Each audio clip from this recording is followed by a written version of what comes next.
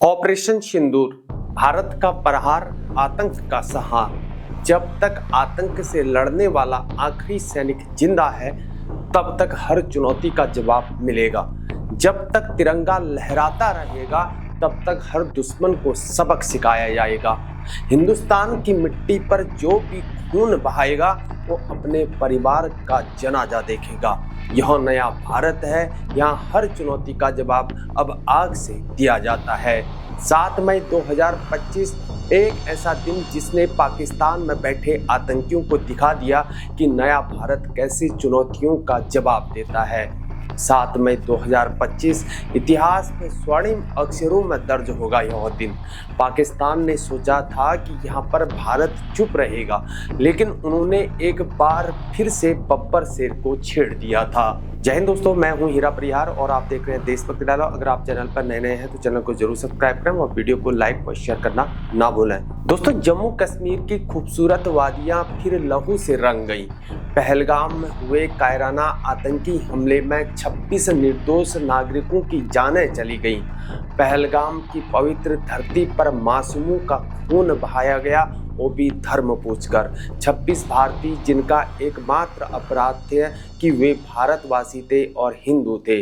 बूढ़े दादा दादी से लेकर छोटे बच्चों तक सबका लहू एक ही पुकार कर रहा था कि प्रतिशोध। लेकिन इस बार भारत मौन नहीं रहा। इस बार जवाब ऐसा मिला कि दुश्मन हिल गया, और इस बार का जवाब तूफान की तरह आया, बिजली की तरह गिरा।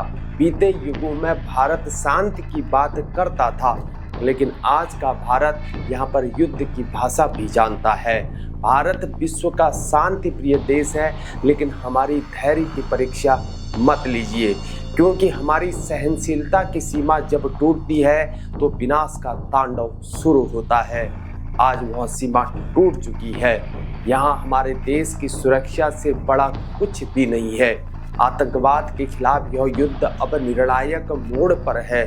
खुफिया सूत्रों से मिली सटीक जानकारी, हमारे पास हर आतंकी अड्डे का नक्शा था, हर आतंकी सरगना का ठिकाना था।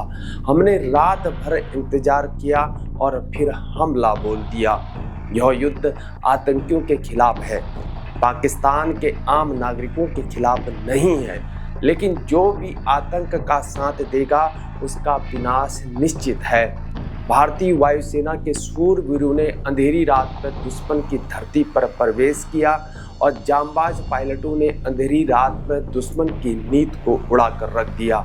उनका लक्ष्य था कि आतंक के 9 सबसे बड़े अड्डे, सरहद पार 9 आतंकी अड्डों पर एक साथ मिसाइलें दागी गई।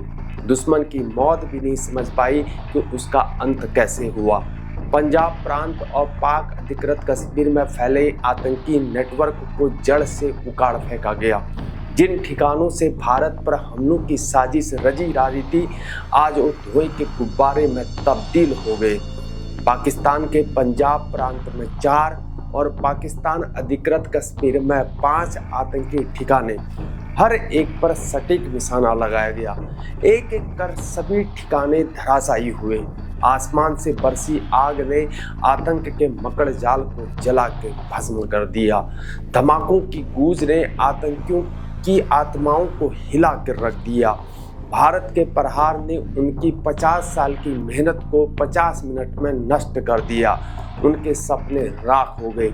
बहावलपुर में स्थित जैसे मोहम्मद का सबसे बड़ा ठिकाना मरकज सुभान अल्लाह का निर्माण 2015 में पाकिस्तान सरकार की फंडिंग से हुआ था। इसी आतंकी सेंटर से 2019 के पुलवामा हमले की साजिश रची गई थी, अब खंडहर में तब्दील हो चुका है। आतंक का सबसे बड़ा प्रशिक्षण केंद्र, जहां से पूरे विश्व में आतंकवाद को फैलाया जाता है, अब उसका अस्तित्व ही मिट चुका है।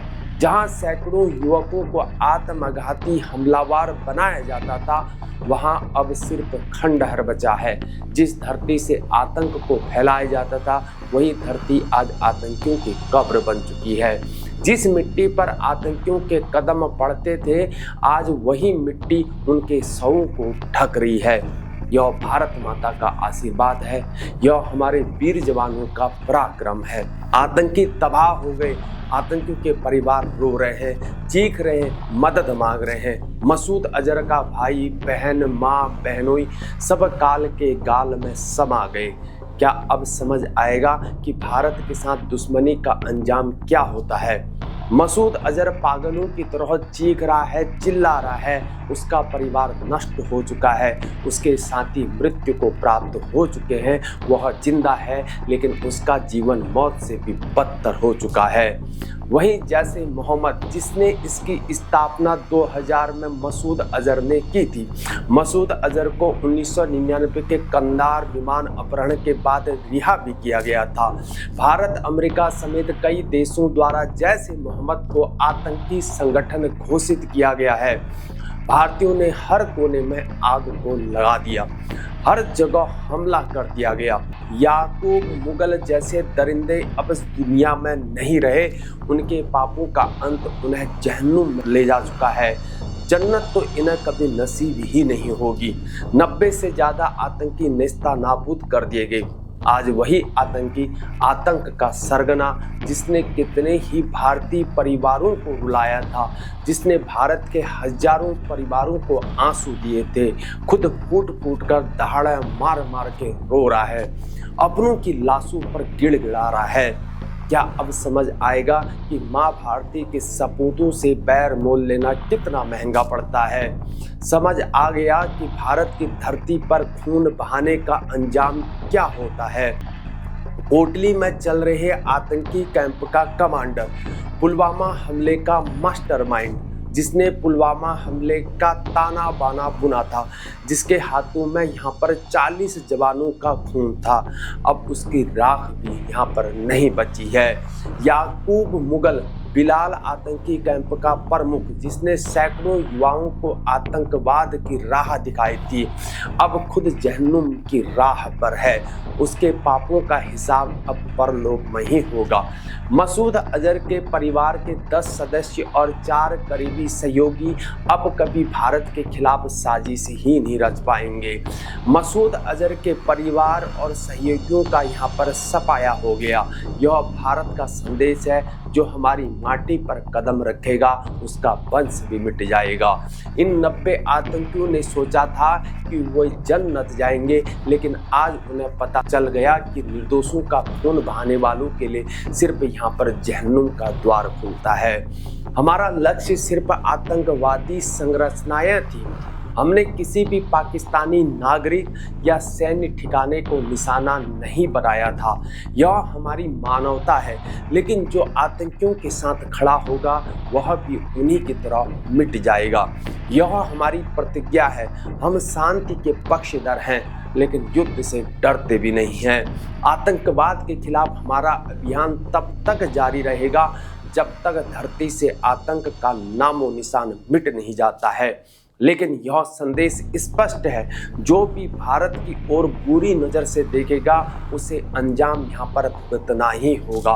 पाकिस्तान के मुल्ला मंत्री चिल्ला चिल्ला रहे हैं, यह हमारी संप्रभुता का उल्लंघन है, हम जवाब देंगे। अगर एक और आतंकी हमला हुआ तो अगली बार सिर्फ आतंकी ही नहीं, आतंक के पोषक भी नहीं बचेंगे। पाकिस्तान के नेताओं से हमारा सीधा सवाल है कि क्या आप आतंक के साथ हैं या मानवता के साथ हैं? यदि आप आतंक के साथ हैं तो आपका अंजाम आपने देख लिया है। किसी भी दुस्साहस का परिणाम और भी भयावह होगा, और हो सकता है आतंकवाद और शांति साथ साथ नहीं चल सकते, क्योंकि चुनाव आपको करना है। दुनिया के अधिकांश देशों ने भारत के इस कदम का समर्थन किया है। आतंकवाद मानवता का दुश्मन है और मानवता की लड़ाई में भारत यहाँ पर अकेला नहीं है। ऑपरेशन सिंदूर यह सिर्फ एक सैन्य कार्रवाई नहीं है, बल्कि एक नए भारत की नींव है, जहाँ शहीदों का बलिदान कभी भी व्यर्थ नहीं जाता है, जहाँ वीरों की शहादत का बदला लिया जाता है, यहाँ हर चोट का जवाब है। आज हर भारतीय का सीना चौड़ा है, आंखें नम है और मन में गर्व है। सरहद पार बैठे दुश्मनों को संदेश स्पष्ट है कि भारत से टकराओगे तो मिट जाओगे। जब सिंदूर की लाली से माता सजता है तो उसकी रक्षा के लिए खून भी बहाया जाता है। ऑपरेशन सिंदूर, भारत का प्रहार, आतंक का संहार। देश के कोने कोने में दीप जल रहे हैं, वीरों के सम्मान में जल रहे हैं। हर भारतीय का सिर गर्व से ऊंचा है कि आज भारतीय होने का अर्थ ही अलग है। हम वो राष्ट्र हैं जो शांति चाहते हैं, लेकिन जब युद्ध थोपा जाए तो हम इतिहास को बदल के रख देते हैं। सिंदूर से सजा माता सिर्फ सौभाग्य का नहीं है, बल्कि शक्ति का भी प्रतीक है। ऑपरेशन सिंदूर भारत का वह प्रहार जिसने आतंक की कमर को तोड़ के रख दिया है। भारत का प्रहार और आतंक का संहार। अगर आपको जानकारी पसंद आई, वीडियो आपको अच्छी लगी तो चैनल को जरूर सब्सक्राइब करें व वीडियो को लाइक व शेयर करना न भूलें। आज तक के लिए इतना ही। जय हिंद, जय भारत, वंदे मातरम, भारत माता की जय।